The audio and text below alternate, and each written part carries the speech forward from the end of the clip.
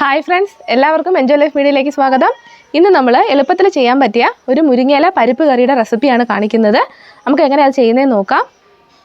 അതിന് വേണ്ടിയിട്ട് ഞാൻ 250 ഗ്രാം പരിപ്പാണ് എടുത്തിട്ടുള്ളത്. നമ്മുടെ സാധാരണ സാമ്പാർ പരിപ്പാണ്. അത് നന്നായിട്ട് കഴുകി എടുത്തതാണ്. നമുക്കത് കുക്കറിലേക്ക് ഇട്ട് കൊടുക്കാം.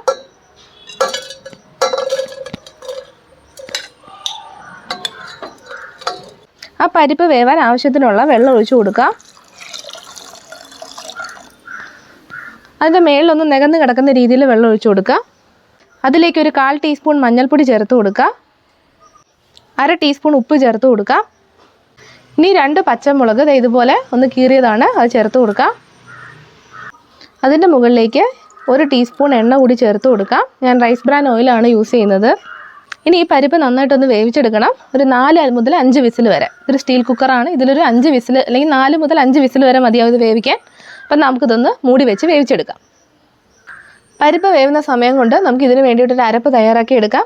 അതിലേക്ക് ഞാൻ തേങ്ങ എടുത്തിട്ടുണ്ട്. നമ്മൾ എടുക്കുന്ന പരിപ്പിനനുസരിച്ച് വേണം എടുക്കാൻ. ഇതൊരു ചെറിയ തേങ്ങയുടെ പകുതി തേങ്ങയാണ് ഞാൻ എടുത്തിട്ടുള്ളത്. അതിൻ്റെ കൂടെ ഒരു 1/4 ടീസ്പൂൺ ജീരകം, ഒരു പച്ചമുളക്, ഒരു 2 അല്ലി വെളുത്തുള്ളി, അത് ഇങ്ങനെ കീറിയിട്ടതാണ്. പിന്നെ ഒരു 3-4 ചെറിയ ഉള്ളി. ഇതെല്ലാം കൂടി ചേർത്തിട്ട് അല്പം വെള്ളം കൂടി ഒഴിച്ച് നമുക്കൊന്ന് അരച്ചെടുക്കാം. തേങ്ങാക്കൂട്ട് ഇതുപോലെ അരച്ചെടുത്തിട്ടുണ്ട്. പരിപ്പ് നമ്മളിത് നന്നായിട്ട് വേവിച്ചെടുത്തിട്ടുണ്ട്. കണ്ടോ, നന്നായിട്ട് വെന്ത് നന്നായിട്ടൊന്ന് ഉടച്ചെടുക്കണം നമ്മൾ തവി വെച്ച്. വെള്ളം കുറവാണെങ്കിൽ നമുക്ക് വെള്ളം ചൂടാക്കി ചേർത്ത് കൊടുക്കാം. ഇനി ഒരു പാൻ അടുപ്പത്തേക്ക് വെച്ചിട്ട് അതിലേക്ക് കുറച്ച് എണ്ണ ഒഴിച്ചു കൊടുക്കാം. ഏകദേശം ഒരു 2 ടീസ്പൂൺ എണ്ണ മതിയാവും. എണ്ണ ചൂടായി കഴിഞ്ഞാൽ നമുക്കതിലേക്ക് കടുക് ചേർത്ത് കൊടുക്കാം.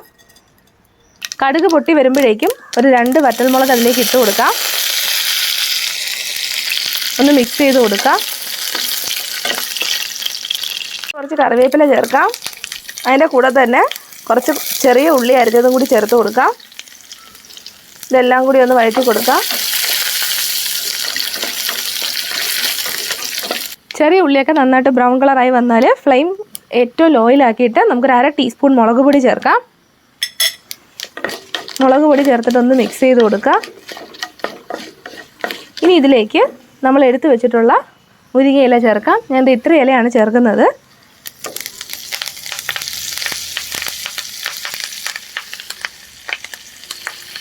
ഒന്ന് മിക്സ് ചെയ്ത് കൊടുക്കുക. മുരിങ്ങയിലേക്ക് വേണ്ടി ഒരു അല്പം ഉപ്പ് ചേർത്ത് കൊടുക്കുക. എന്നിട്ട് മിക്സ് ചെയ്ത് കൊടുക്കുക. ഇനി അതിലേക്ക് നമ്മൾ വേവിച്ച് വെച്ചിട്ടുള്ള പരിപ്പ് ചേർക്കാം.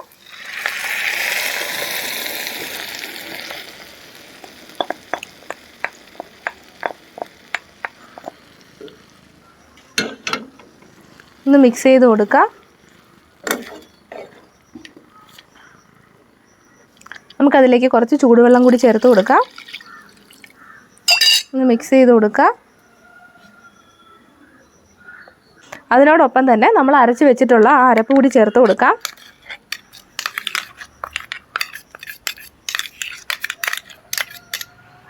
എല്ലാം കൂടി ഒന്ന് മിക്സ് ചെയ്യാം നമുക്ക്.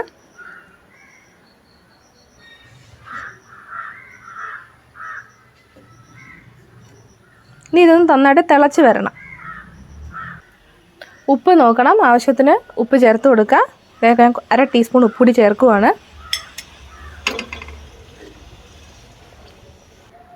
തേങ്ങയുടെ അരപ്പ് ചേർത്ത് കഴിഞ്ഞാൽ ഒരുപാട് ഇങ്ങനെ തിളച്ച് വരേണ്ട കാര്യമൊന്നുമില്ല. ജസ്റ്റ് ഒന്ന് തിളവന്നാൽ മതിയാവും. നമുക്കിനി ഇത് ഓഫ് ചെയ്തിട്ട് ഒരു 5 മിനിറ്റ് നമുക്കൊന്ന് മൂടി വെക്കാം.